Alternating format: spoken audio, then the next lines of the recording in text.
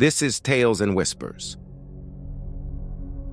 where every story is felt, not just heard. What would your last words be? A message of love? A final apology? How about a complaint about your dinner? That is the bizarre and very true story of Thomas Grasso's final moments. And yet, those were the actual last words of a convicted murderer moments before he was executed. It's just a wild thing to say, right? So what on earth was going on here? How did a man's final moments all come down to a can of SpaghettiOs? All right, let's get into it. To really understand that final statement, we've got to go back to the beginning of his last day. So, picture this. It's March 20th, 1995. Inside a prison in Oklahoma, Thomas Grasso is facing the ultimate consequence for his crime. The state is getting ready for his execution. You'd think in those final hours there'd be some reflection, maybe some remorse, but what they got, well, it was something else entirely. See, with his life completely out of his hands, Grasso focused all his remaining energy on the one thing he felt he could still influence. His last meal became this final, kind of desperate attempt to assert some form of control. And we're not talking about just any meal. This was a feast, specified down to the smallest detail. He wanted a dozen steamed mussels, a dozen steamed clams, a double cheeseburger, BBQ spare ribs, half a pumpkin pie with diced strawberries and a mango, 2 strawberry milkshakes, and, this is the important part, 1 can of SpaghettiOs with meatballs.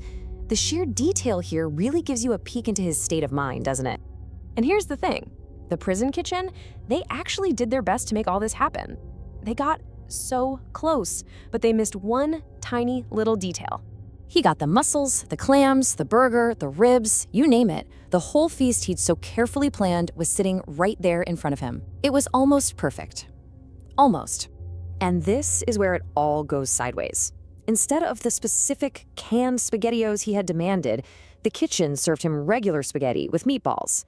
Now, to you and me, that's a tiny swap, right? But for Grasso, in that moment, it was absolutely everything. So you've got to ask why. I mean, really, why would this small error become the entire focus of his final moments? Well, the answer is all about psychology, especially when a mind is under this kind of extreme pressure. When it was time for his final statement, there was no screaming, no begging, no big speech.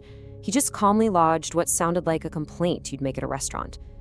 And the seemingly absurd focus, it actually tells us a lot about how the human mind can deflect when it's facing something totally unbearable. There's a really powerful metaphor that helps explain this. Think about a person who is drowning, just flailing in the water, totally desperate for anything at all to hold on to. In that moment of pure helplessness, they'll grab for literally anything, even something as flimsy and useless as a single straw. Why? Because it's something. It's a tangible thing to focus on. For Grasso, that plate of pasta, that was his straw. He was staring down the overwhelming reality of his own death, so he clung to the one tiny, trivial thing he could complain about. It gave him this illusion of control right when he had absolutely none left. This is a textbook example of something called psychological deflection. It's when you focus on a really small, almost meaningless detail so you can avoid confronting a much larger, and in this case, unbearable reality. By pouring all his mental energy into the spaghetti, he could, just for a second, escape the crushing weight of his life coming to an end. Okay, so let's zoom out a little. Grasso's story is more than just a weird historical footnote. It actually holds a much bigger lesson for all of us about how we face our own moments of truth. When you really get down to it, this was never really about the food. It's about what we choose to focus on when it really matters most. It's a story about priorities. See, when we're faced with a true moment of reckoning, some of us manage to find the courage to face what we've done, to look at ourselves honestly. But then there are others, like Grasso, who choose to hide. They find one little insignificant detail to obsess over, because looking in the mirror at the whole picture of their life and their choices, it's just too much to handle. So, what's your final word? Now, obviously, our situations are rarely going to be that extreme, but we all face choices about where we put our focus every single day. And that's a really powerful reminder, isn't it?